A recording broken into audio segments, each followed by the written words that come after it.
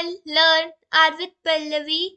आज का हमारा टॉपिक है reference class in object oriented programming. Okay, जो आर में ऑब्जेक्ट ओरिएंटेड का कंसेप्ट है उसके अंदर हमारे पास टोटल 3 टाइप की क्लास हमें स्टडी करनी है। S3 क्लास, S4 क्लास और reference class. Okay, S3 S4 हम ऑलरेडी कवर कर चुके हैं। हमारी जो लास्ट वीडियो थी उसमें हमने S4 को कवर कर लिया था, S3 उससे पहले कवर कर ली थी। ओके, बट आज से हम स्टार्ट करने वाले हैं रेफरेंस क्लास के कंसेप्ट को। ओके, सो सबसे पहले है कि हम रेफरेंस क्लास को डिफाइन कैसे करेंगे। Okay, so how to define a reference class. So defining the reference class it's similar to define the S4 class। जैसे हम S4 क्लास को डिफाइन करने के लिए क्या यूज करते थे, एक फंक्शन था हमारे पास that is a set class function. यानी सेट क्लास फंक्शन का यूज करके हम S4 क्लास को डिफाइन करते थे। सिमिलरली रेफरेंस क्लास को डिफाइन करने के लिए हम सेट रेफ क्लास फंक्शन का यूज करेंगे। ठीक है, किसका यूज करेंगे, सेट रेफ क्लास फंक्शन का। और उससे हम क्या करेंगे, एक रेफरेंस क्लास को डिफाइन करेंगे। ओके, ये आपको जब मैं प्रैक्टिकली अभी कराऊंगी तब अच्छे से समझ आएगा। पहले अब हम एक बार ये थ्योरी रीड कर लेते हैं। ठीक है, देन उसके बाद है मेंबर वेरिएबल्स। अब जैसे आपको पता है कि S4 क्लास के अंदर जो हमारे पास एट्रीब्यूट्स होते हैं उनको हम स्लॉट्स बोलते हैं। वैसे ही रेफरेंस क्लास के अंदर जो हमारे पास एट्रीब्यूट्स होते हैं उनको फील्ड्स बोला जाता है। ओके, उनको क्या बोला जाता है, फील्ड्स। सो यहाँ पर यही लिखा हुआ है कि S4 क्लास में हम एट्रीब्यूट्स को स्लॉट्स बोलते हैं और रेफरेंस क्लास में हम एट्रीब्यूट्स को फील्ड्स बोलते हैं। ओके, अब हम एक डिफाइन करके देखते हैं कि प्रैक्टिकली हम कैसे रेफरेंस क्लास को डिफाइन करेंगे। Okay, so let's start. सबसे पहले अभी हमने देखा कि हमें किस फंक्शन का यूज करना है, सेट रेफ। किसका, सेट रेफ क्लास। ठीक है, यानी रेफरेंस क्लास हम यहाँ पे डिफाइन करेंगे। और इसके बाद इस फंक्शन के अंदर हमें डालना पड़ेगा सबसे पहले हमारी क्लास का नाम, जो हमें क्लास का नेम रखना है। जैसे मान लो मुझे अपनी क्लास का नेम रखना है एम्प्लॉय। क्या रखना है, एम्प्लॉय। और उसके बाद हमें यहाँ पर फील्ड्स डिफाइन करने होंगे, जैसे हम S4 में स्लॉट्स को डिफाइन करते थे। अब यहाँ पर कंपेयर करते हुए चलिए, ज्यादा अच्छे से क्लियर होगा सब कुछ कि हमारे पास S4 पे हम सेट क्लास यूज करते थे, यहाँ पर हम सेट रेफ क्लास यूज कर रहे हैं। और वहां पर हमारे पास स्लॉट्स होते थे, लेकिन यहाँ पर हमारे पास फील्ड्स हैं। ओके, सो फील्ड्स में हमें फिर से एक लिस्ट देनी होगी। किस तरीके से, जैसे for example name is equal to employee का जो नेम है उसका डेटा टाइप हमें यहाँ डालना पड़ेगा, कैरेक्टर।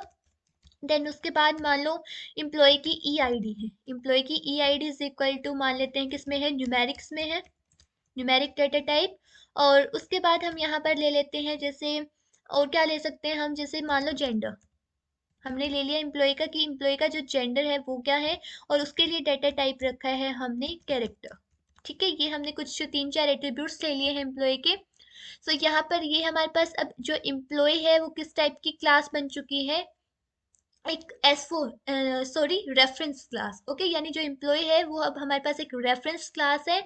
अब इसके बाद नेक्स्ट हमारा क्या वर्क होगा कि हम कैसे ऑब्जेक्ट को कैसे क्रिएट कर सकते हैं। अब हमारा नेक्स्ट वर्क क्या है, ये हमने क्लास तो डिफाइन करनी सीख ली। अब नेक्स्ट हम देखते हैं कि how to create reference object. Reference object को हम कैसे क्रिएट करेंगे। ठीक है, सो देखते हैं। सो जो अभी हम वर्क करके आए, जो सेट रेफ फंक्शन का यूज करके आए, तो जो हमारे पास जो सेट रेफ क्लास फंक्शन होता है वो हमें एक जनरेटर फंक्शन प्रोवाइड करता है। वो क्या प्रोवाइड करता है, हमें एक जनरेटर फंक्शन। और उस जनरेटर फंक्शन को यूज करके हम वेरियस ऑब्जेक्ट्स को क्रिएट कर सकते हैं। ओके, तो कैसे हम करेंगे मैं आपको बताती हूँ। सो अब हमें क्या करना होगा कि जो हमने ये एम्प्लॉय क्लास की डेफिनेशन है इसको एक वेरिएबल में डालना होगा। ओके, जो ये हमारे पास ये जो डेफिनेशन है एम्प्लॉय क्लास की, इसको एक वेरिएबल में डालेंगे। मान लो हमने वेरिएबल लिया एम्प्लॉय ही ले लिया। ठीक है, एम्प्लॉय ही हमने यहाँ पर वेरिएबल ले लिया। Then employee is equal to, ये डेफिनेशन हमने इसके अंदर डाल दी। अब मैं यहाँ पर प्रिंट करती हूँ, अब मैं यहाँ पर प्रिंट करती हूँ एम्प्लॉय।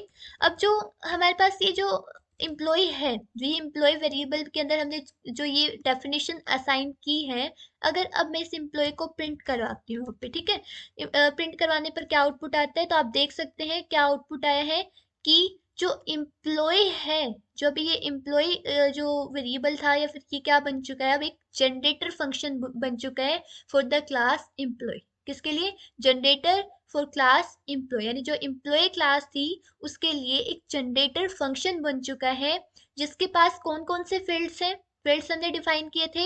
एक नेम फील्ड है जिसका जो डेटा टाइप है वो कैरेक्टर है, ईआईडी है जिसका डेटा टाइप न्यूमेरिक है, और उसके बाद हमारे पास जेंडर है जिसका डेटा टाइप कैरेक्टर है। अब उसके बाद इसका क्या मतलब है क्लास मेथड्स। इसका क्या मतलब है, जैसे आपने लास्ट वीडियो में हमने स्टडी किया था कि जो मेथड्स होते हैं S3 और S4 के केस में, मेथड्स बिलोंग करते हैं जेनरिक फंक्शन से। मेथड्स कहाँ से बिलोंग करते हैं? जेनरिक फंक्शन, यानी जेनरिक फंक्शन के ही क्या होते हैं? मेथड्स होते हैं। ठीक है, यानी अगर उसके होते हैं तो हम उसको बोल सकते हैं कि methods belongs too generic function in case of S3 class and S4 class. But यहाँ पर रेफरेंस क्लास के केस में मेथड्स बिलोंग करते हैं क्लास से ही। मेथड्स कहाँ से बिलोंग करते हैं? क्लास से ही मेथड्स बिलोंग करते हैं। ठीक है, सो ये कुछ मेथड्स के नेम है, जैसे show method, get class method, call super, object package, export, untrace, ये कॉपी। ये कुछ मेथड है जो रेफरेंस क्लास के अंदर, यानी जो हमारे अभी ये रेफरेंस क्लास क्रिएट की, इसके ये खुद के कुछ मेथड्स है। ओके, सो ये हमने देखा कि एम्प्लॉय क्या बन चुका है, एक जनरेटर फंक्शन बन चुका है जिसकी हेल्प से हम वेरियस ऑब्जेक्ट्स को क्रिएट कर सकते हैं। ठीक है, अब हम कैसे क्रिएट करेंगे, सो देखते हैं। तो जो ये एम्प्लॉय जनरेटर फंक्शन है, इसके अंदर मुझे क्या करना होगा, जो भी एट्रीब्यूट्स हैं हमारे पास, जैसे नेम था एम्प्लॉय का, तो मान लो हमने एम्प्लॉय का नेम रख दिया जॉन। एम्प्लॉय का क्या नेम रख दिया? जॉन। देन हमें उसकी ईआईडी देनी थी, तो ईआईडी ही है हमारे पास नेक्स्ट एट्रीब्यूट, आप देख सकते हैं ईआईडी न्यूमेरिक में मान लो 1 दे दी, और उसके बाद हमें देना था जेंडर, जेंडर एट्रीब्यूट। सो जेंडर क्या ले लेते हैं, जैसे मान लो मेल। ओके, और अब इसको किसी ऑब्जेक्ट में असाइन कर देते हैं, मीन्स किसी वेरिएबल में असाइन कर देते हैं, मान लेते हैं E1, यानी एम्प्लॉय 1। ठीक है, सो अब हमारे पास जब हम E1 को प्रिंट करवाएंगे तो E1 जो है वो एम्प्लॉय क्लास का एक ऑब्जेक्ट बन चुका है। अब जो ये E1 है ये एम्प्लॉय क्लास का एक ऑब्जेक्ट बन चुका है, जिसको हमने किसकी हेल्प से क्रिएट किया है? जो एम्प्लॉय हमारे पास जनरेटर फंक्शन बना था, यानी कंस्ट्रक्टर फंक्शन, इसको कंस्ट्रक्टर भी बोल सकते हैं हम, जनरेटर फंक्शन यानी कंस्ट्रक्टर फंक्शन, जिसकी हेल्प से हम ऑब्जेक्ट्स को क्रिएट कर रहे हैं। ठीक है, अब अब जब मैं इवन को प्रिंट करवाऊंगी तो आप देख सकते हैं आउटपुट कैसे आया, कि इवन क्या है? रेफरेंस क्लास का ऑब्जेक्ट है। किसका ऑब्जेक्ट है? एक रेफरेंस क्लास का ऑब्जेक्ट है, और उस क्लास का नेम है एम्प्लॉय, यानी एम्प्लॉय क्लास का एक ऑब्जेक्ट है जिसका पहला फील्ड, जैसे अब आप कंपेयर कीजिए, S4 में यहाँ पर फील्ड के प्लेस पर आता था slot, then slot name John, slot EID, इस तरीके से आता था। लेकिन यहाँ पर क्या आ रहा है? फील्ड आ रहा है। क्यों? क्योंकि फील्ड किसके एट्रीब्यूट्स होते हैं? रेफरेंस क्लास के। फील्ड किसके एट्रीब्यूट्स होते हैं हमारे पास? रेफरेंस क्लास के एट्रीब्यूट्स होते हैं फील्ड। ओके, अब नेक्स्ट हम देखते हैं कि हमें क्या करना है। अब यहाँ तक का वर्क हमने कर लिया, कि जैसे इन्होंने हमने जैसे एम्प्लॉय का एग्जांपल लिया, इन्होंने स्टूडेंट का एग्जांपल ले रखा है यहाँ पे। ठीक है, यानी ये आपको नोट्स में अवेलेबल होंगे, ये सारे आप प्रैक्टिस कर सकते हैं इसकी हेल्प से। और फिर हमने यहाँ पर जो ये स्टूडेंट जनरेटर फंक्शन का यूज़ करके और उसको कुछ एट्रीब्यूट्स यहाँ पर डाल दिए, और फिर उस एस जो है एक ऑब्जेक्ट बन चुका है। जब एस को प्रिंट करवाया यहाँ पर, तो आप देख सकते हैं इस तरीके से आउटपुट आया हमारा। ठीक है, यानी field name John, age 21, GPA 3.5। अब नेक्स्ट जो टॉपिक रहेगा वो है how to access and modify the fields. जैसे स्लॉट्स को एक्सेस करने के लिए क्या यूज करते थे? @, बट फील्ड्स को एक्सेस करने के लिए हम वही यूज करेंगे जो S3 में यूज करते थे, डॉलर। ठीक है, जो S3 में हम यूज करते थे वही अब हम यहाँ यूज करेंगे अगेन फिर से। सो देखते हैं कैसे। सो यहाँ पर अब मान लो मुझे E1 जो एम्प्लॉय है, यानी जो E1 एम्प्लॉय है उसका मुझे नेम चाहिए। सो इस तरीके से E1 dollar name, E1 dollar name. ठीक है, सो यहाँ पर क्या आया? जॉन।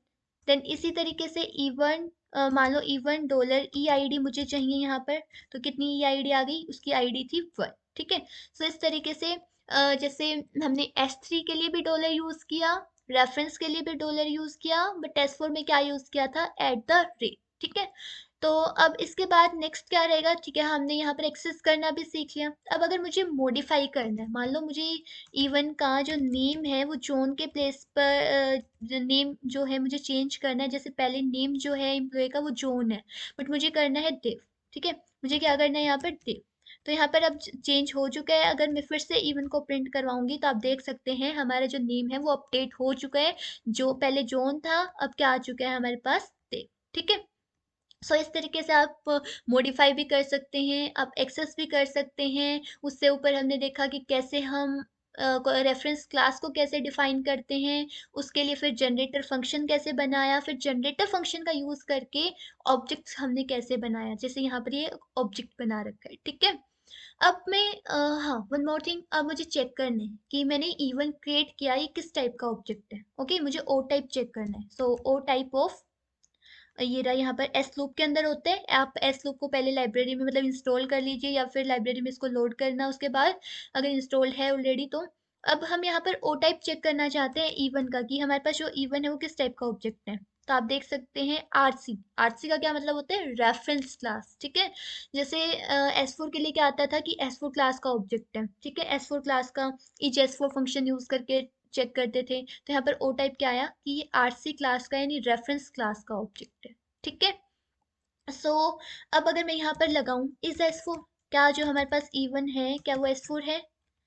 सो यहाँ पर क्या आया, ये देखना पड़ेगा कि यहाँ पर ये ट्रू क्यों आ रहा है, क्योंकि ये तो रेफरेंस क्लास है। ठीक है, रेफरेंस क्लास के केस में फॉल्स आना चाहिए, क्योंकि इस एस फोर तो सिर्फ किसके केस में ट्रू देता है, अगर वो हमारे पास किस टाइप का ऑब्जेक्ट है, एस फोर क्लास का ऑब्जेक्ट। ठीक है, अब नेक्स्ट हमने यहाँ पर एक्सेस करना भी सीखा, या एग्जाम्पल से आप इनको ट्राई करना कि किस तरीके से।